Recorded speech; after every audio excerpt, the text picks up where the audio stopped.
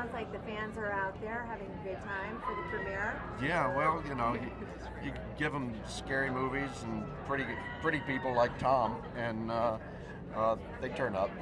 That's not to say there aren't other pretty people in this movie. Let me straighten that out.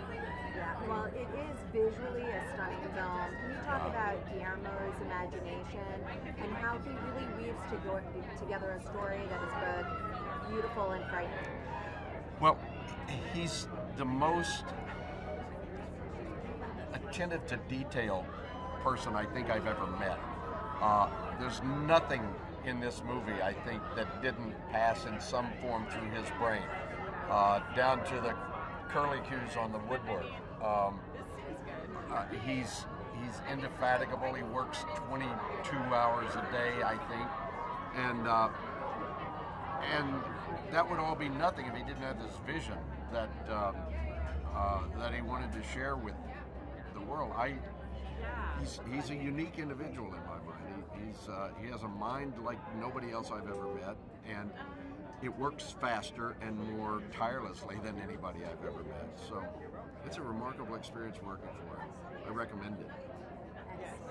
Yeah, he's a lovely person too. Yeah. The film also really shows the not so nice parts of love. Talk about what people do for love in this movie. Well, how much can I say? There's an awful lot of nasty behavior in this movie on behalf of love, or at least what some people think is love.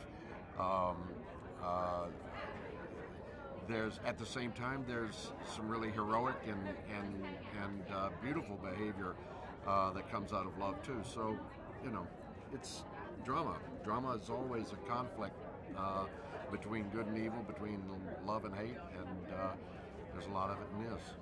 Yeah. What can audiences expect when they're sitting in this theater? Well, first off, I think they can expect to be sucked into another environment entirely.